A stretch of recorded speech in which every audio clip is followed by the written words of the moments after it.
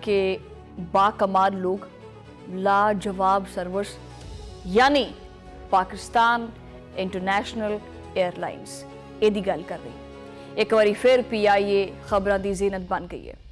26 इदारियां की निजकारी के सफर के विच PIA पहला वड्डा इम्तिहान, और 2 साल बाद एक बारी फिर अज उहदी निजकारी का अमल शुरू हो चुका है।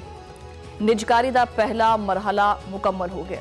3 बोलियां जमा करा दित्तियां ने। वज़ीर आज़म के मुशीर बराए निजकारी मुहम्मद अली के मुताबिक निजकारी कमीशन बोर्ड इजलास के विच PIA की रैफरेंस की कीमत तय की जाएगी, जिहदी मंजूरी वफाकी काबीना की कमेटी बराए निजकारी देवेगी। तमाम जिहड़े बोली दहिंदगान ने अगर उन्हां दी रैफरेंस कीमत जिहड़ी है उहदे तो ज़्यादा बोली लाणगे तो फिर ओपन बिडिंग का अमल शुरू हो जाएगा, और सब तो ज़्यादा बोली देने वाला ग्रुप जिहड़ा ना वो कामयाब तसव्वुर भी किया जाएगा। ठीक हो गया।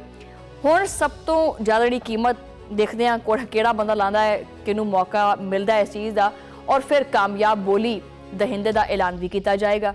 मौजूदा हुकूमत की PIA की निजकारी की एक दूजी कोशिश है।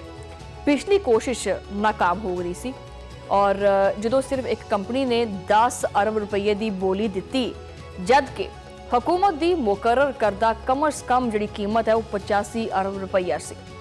PIA एक पब्लिक लिमिटेड कंपनी है जिसकी सरमायाकारी का तकरीबन 96% हिस्सा पाकिस्तान के कोले है। ये इदारा हमेशा कौमी खजाने नूं सालाना अरबों रुपये का नुकसान पहुँचाता पिया सी। पिछले 2 दहाइयां तो PIA के माली हालात के उत्ते खबरां अक्सर मनफी ही आईयां ने, लेकिन अप्रैल 2025 दे विच हुकूमत ने अचानक दावा किया कि 21 साल तो बाद, इन्ने अरसे तो बाद PIA ने पहली बारी चंगा मुनाफा कमाया। हुकूमत की इस निजकारी की कोशिश दे विच इब्तदाई तौर के उत्ते 8 कंपनियां ने बड़ी फिर दिलचस्पी जाहिर की भी ये मामला तो ठीक है भी अगर इन्ना प्रॉफिट हो गया, लेकिन डेडलाइन तक 5 कंपनियां जिहड़ियां उन्हां दा जिहड़ा स्टेटमेंट ऑफ क्वालिफिकेशन है वो भी मसूल होया, और फिर अगे जाके हसस की तफसीलात उहदे ते गल करिए तो PIA दे कोले 75% हसस फरोख्त वास्ते बोली भी लाई जा रही है, जबकि कामयाब बोली दहिंदे दे कोले बकाया 25% खरीदने का मौका भी है, जिस तो बाद 90 दिन की मोहलत दी जाएगी। इस 75% हसस की फरोख्त तो हासिल होने वाली रकम का 2/3 हिस्सा कामयाब बोली दहिंदा नूं 90 दिन दे विच अदा करना होएगा, जबकि जिहड़ी बाकी रकम है वो 1 साल का उहदे उत्ते वक्त दिता जाएगा। और दिलचस्प गल इत्थे की है, इत्थे सब तो दिलचस्प गल यह है कि 75% हसस की जिहड़ी फरोख्त है हुकूमत को सिर्फ 7.5% रकम हासिल होएगी, जबकि बाकी सरमाया जिहड़ा हैगा वो PIA जिहड़ा उहदे विच ही लगेगा, जिस तो बाद जहाज़ों की तादाद भी वधाई जाएगी और कारकर्दगी बेहतर बनाना इहदे विच शामिल है। माहिरीन का की कहना है?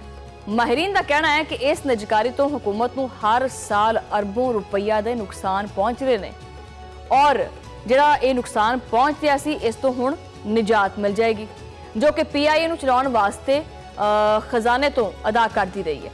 हुकूमत ने PIA के वाजिबुल अदा कर्जियां विच भी 650 अरब रुपए तो ज़्यादा कर्जे PIA होल्डिंग कंपनी दे विच पा दिते ने। निजकारी अमूर के माहिरीन के मुताबिक माजी दे विच बैंकां दी निजकारी भी इसी मॉडल के उत्ते हुई है, और हुण PIA की भी इसी तरह के जिहड़े खतूत ने उन्हां दे उत्ते निजकारी जिहड़ी ना की जा रही है। हुण सवाल इत्थे बहुत सारे पैदा होंदे, लेकिन सवाल इत्थे यही पैदा होंदा है कि PIA के जिहड़े मुलाजमीन ने और नाले उन्हां दे जिहड़े असासे ने उन्हां दा की होएगा। 6-7 साल पहले PIA के मुलाजमीन की तादाद जिहड़ी है ना, अगर उनकी गल करिए तो 11,500 सी, जिहड़ी कि हुण 6,500 के लगभग रह गई है। निजकारी तो बाद मुलाजमीन नूं 1 साल तक मुलाजमत का तहफ़ुज़ भी हासिल होएगा, और तनख्वाह जिहड़ी है और दीगर मरात भी बरकरार रहणगियां, यानी वो खत्म नहीं कीतियां जाणगियां। इस तो बाद मुलाजमीन नूं ज़्यादा देर तक जिहड़ा वो कढ़िया नहीं जाएगा, लेकिन कोई बंदा अपनी मर्जी नाल मुलाजमत छड्डना चाहे उहदी तजवीज़ जिहड़ा ना वो दे सकदा है। रिटायर्ड जिहड़े मुलाजमीन ने उन्हां दी पेंशन, मैडिकल बिल, इहदे नाल जिहड़े रियायती टैक्स की अदायगी है, और PIA दे जिहड़े होल्डिंग कंपनी ने वो करनगियां। PIA दे कोले जिहड़ा ना वो इहदा एक कवर बिजनेस तो अलावा न्यूयॉर्क, इस तो अलावा पैरिस दे विच और जिहड़ा हैगा ना बहुत सारे जिहड़ी जायदादां ने ਜਾਂ ਟ੍ਰਾਂਜੈਕਸ਼ਨ ਦਾ ਹਿੱਸਾ ਨਹੀਂ ਹੋਣਗੀਆਂ। ਇਸ ਅਮਲ ਦੇ ਵਿੱਚ ਸਿਰਫ ਕਾਰਗੋ, ਮੁਸਾਫਿਰ, ਕਿਚਨ ਤੇ ਟ੍ਰੇਨਿੰਗ ਤੋਂ ਮੁਤਲਕ ਅਸਾਸੇ ਸ਼ਾਮਲ ਨੇ। ਹੁਣ ਆ ਰਿਹਾ ਕਿ ਸਵਾਲ ਦੀ ਸਭ ਤੋਂ ਜਿਹੜੀ ਵੱਡੀ ਚੀਜ਼ ਹੈ ਜਾਂ ਇੱਕ ਪਹਿਲੂ ਸਮਝ ਲਓ ਇਹ ਹੈ ਕਿ 1 ਸਾਲ ਪਹਿਲੇ ਅਰਬੋਂ ਰੁਪਏ ਖਸਾਰੇ ਵਾਲੀ 에ਅਰਲਾਈਨਸ ਮੁਨਾਫਾ ਕਿਵੇਂ ਦੇਣ ਲੱਗ ਪਈ। ਸੋਚਣ ਵਾਲੀ ਗੱਲ ਹੈ ਨਾ। ਸਾਲ 2000 ਦੀ ਰਿਪੋਰਟ ਦੇ ਮੁਤਾਬਕ PIA ਨੇ 9.3 ਅਰਬ ਰੁਪਏ ਆਪਸ਼ਨਲ ਜਿਹੜਾ ਨਾ ਮੁਨਾਫਾ ਤੇ 26.2 ਅਰਬ ਰੁਪਏ ਖਾਲਿਸ ਮੁਨਾਫਾ ਕਮਾਇਆ। 2023 ਦੇ ਵਿੱਚ ਖਾਲਿਸ ਖਸਾਰਾ 75 ਅਰਬ ਰੁਪਏ ਸੀ। PIA ਦਾ ਜਿਹੜਾ ਆਪਰੇਟਿੰਗ ਮਾਰਜਨ ਹੈ ਉਹ 12% ਤੋਂ ਜ਼ਿਆਦਾ ਰਿਹਾ, ਜੋ ਕਿ ਦੁਨੀਆ ਦੀ ਸਭ ਤੋਂ ਬਿਹਤਰੀਨ 에ਅਰਲਾਈਨਸ ਦੀ ਕਾਰਕਰਦਗੀ ਦੇ ਬਿਲਕੁਲ ਬਰਾਬਰ ਹੁੰਦਾ ਹੈ। PIA ਦਾ ਕਹਿਣਾ ਹੈ ਕਿ ਹੁਕੂਮਤ ਪਾਕਿਸਤਾਨ ਦੀ ਸਰਪ੍ਰਸਤੀ ਦੇ ਵਿੱਚ ਜਿਹੜੀ ਜਾਮੇ ਇਸਲਾਹਾਤ ਹੈ ਉਹ ਕਰੇ, ਜਿਨ੍ਹਾਂ ਦੇ ਵਿੱਚ ਅਫਰਾਦੀ ਕੁਵਤ, ਅਖਰਾਜਾਤ ਦੇ ਵਿੱਚ ਕਮੀ, ਮੁਨਾਫਾ ਬਖਸ਼ रूट्स का जो इस्तेहकाम है वो नुकसान दा रूट्स का खात्मा किया जाए और एक बैलेंस शीट की एक रीस्ट्रक्चरिंग जी है ना वो भी शामिल। ਇਹਦਾ ਨਤੀਜਾ ਇਹ ਨਿਕਲਦਾ ਹੈ ਕਿ PIA ਨਾ ਸਿਰਫ ਮੁਨਾਫਾ ਬਖਸ਼ ਹੋਇਆ ਬਲਕਿ ਇਹਦੀ ਸਾਖ ਵੀ ਵੱਧ ਗਈ। ਔਰ ਬਲੂਮਬਰਗ ਦੀ ਰਿਪੋਰਟ ਦੇ ਮੁਤਾਬਕ ਇਹ ਵੀ ਗੱਲ ਸਾਹਮਣੇ ਆ ਰਹੀ ਹੈ ਕਿ PIA ਹੋਲਡਿੰਗ ਕੰਪਨੀ ਦੇ ਤਹਿਤ ਕੌਮੀ 에ਅਰਲਾਈਨਸ ਦੀ ਫਰੋਖਤ ਤੋਂ ਕਬਲ ਸਾਲਾਨਾ ਮੁਨਾਫਾ ਇੱਕ ਵਾਰੀ ਫਿਰ ਕਾਮਯਾਬ ਸਮਝਿਆ ਜਾ ਰਿਹਾ ਸੀ।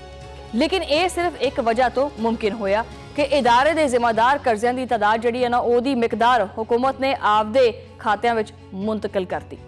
ਜਿਹੜੇ ਆਡਿਟ ਸ਼ੁਦਾ ਮਾਲੀਆਤੀ ਗੋਸ਼ਵਾਰੇ ਨੇ ਉਹਨਾਂ ਦੇ ਮੁਤਾਬਕ ਦਸੰਬਰ 2024 ਦੇ ਵਿੱਚ ਖਤਮ ਹੋਣ ਵਾਲੇ ਮਾਲੀ ਸਾਲ ਦੇ ਵਿੱਚ PIA ਨੇ ਫੀ ਸ਼ੇਅਰ 5.01 ਰੁਪਏ ਆਮਦਨ ਹਾਸਲ ਕੀਤੀ। ਨਿਜਕਾਰੀ ਦੇ ਵਿੱਚ ਦਿਲਚਸਪੀ ਰੱਖਣ ਵਾਲੇ ਜਿਹੜੇ ਬੋਲੀ ਦਹਿੰਦਗਾਨ ਨੇ ਹੁਕੂਮਤ ਨੇ ਟੈਕਸ ਵਾਜਬਾਤ ਦੀਗਰ ਮਾਲੀ ਜ਼ਿੰਮੇਦਾਰੀਆਂ ਵਿੱਚ ਉਹਨਾਂ ਨੂੰ ਛੂਟ ਦੀ ਦਰਖਾਸਤ ਵੀ ਦਿੱਤੀ ਹੈ ਤਾਂ ਕਿ ਖਰੀਦਾਰੀ ਆਸਾਨ ਹੋ ਸਕੇ। ਮਾਹਿਰੀਨ ਇਹ ਵੀ ਕਹਿੰਦੇ ਨੇ ਕਿ PIA ਦਾ ਮੁਨਾਫਾ ਬਖਸ਼ ਹੋਣਾ ਕੋਈ ਹੈਰਤ ਦੀ ਗੱਲ ਨਹੀਂ ਹੈ ਕਿਉਂਕਿ ਹੁਕੂਮਤ ਨੇ ਇਸ ਦੇ ਜ਼ਿੰਮੇ 850 ਅਰਬ ਰੁਪਏ ਦੇ ਕਰਜ਼ੇ ਆਪਣੇ ਖਾਤੇ ਵਿੱਚ ਲੈ ਲਏ ਨੇ। ਔਰ ਜਿਹੜੀ ਸੂਦ ਦੀ ਅਦਾਇਗੀ ਹੈ ਉਸ ਅਦਾਇਗੀ ਦੇ ਵਿੱਚ ਹੁਕੂਮਤ ਦੀ ਤਰਫੋਂ ਜਿਹੜੀ ਸੂਦ ਦੀ ਅਦਾਇਗੀ ਉਹ ਹੁਕੂਮਤ ਹੀ ਉਹਦੀ ਤਰਫੋਂ ਕੀਤੀ ਜਾਵੇਗੀ। ਇਸ ਤੋਂ ਬਾਅਦ 에ਅਰਲਾਈਨਸ ਵਾਸਤੇ ਇੱਕ ਮੁਨਾਫਾ ਕਮਾਣਾ ਫਿਤਰੀ ਜਿਹਾ ਲੱਗਦਾ ਸੀ। PIA ਦੀ ਇਹ ਨਿਜਕਾਰੀ ਨਾ ਸਿਰਫ ਮਾਲੀ ਲਿਹਾਜ਼ ਨਾਲ ਇੱਕ ਅਹਿਮ ਹੈ ਬਲਕਿ ਕੌਮੀ ਫਖਰ ਦਾ ਵੀ ਮਾਮਲਾ ਹੈ। ਅੱਜ PIA ਦੇ 34 ਸਿਤਾਰੇ ਜਿਹੜੇ ਨੇ ਉਹਨਾਂ ਚੋਂ ਜਿਹੜੇ ਨਾ ਉਹ 90 ਤੋਂ ਜ਼ਿਆਦਾ रूट्स और रोज़ाना 70 परवाज़ा ने। लंदन, बर्मिंघम, न्यूयॉर्क जो वर्गे जड़े अहम बैन अवी मकामात ने उत्थे परवाज़ा बहाल भी ने और एक कौमी परचम एक बार फिर दुनिया के आसमान के उत्ते बुलंद होंदा पे। ये वो PIA है जिहड़ी कि गुज़श्ता दहाइयां तो माली खसारे विच बद इंतजामी विच और साख दे मसाइल की वजह तो खबरां विच रहिंदी सी, लेकिन अज मुनाफा बख्श मुनज़म ते जदीद इस्लाहात दे नाल दोबारा परवाज़ वास्ते जिहड़ा ना तैयार हो गई है। ये सवाल हजे भी बाकी है कि की ये निजकारी पाकिस्तान वास्ते माली ते कौमी खजाने के हवाले नाल एक मस्बत तब्दीली होएगी। ये फैसला भी छेती सामने आ जाएगा, लेकिन इना यकीनी है कि PIA एक बार फिर अपने असल मुकाम की तरफ वधदी पई है। इस उम्मीद नाल कि अपने असल मुकाम की तरफ वधदी पई है या नहीं वधदी पई, इस टाइम मैनू वधना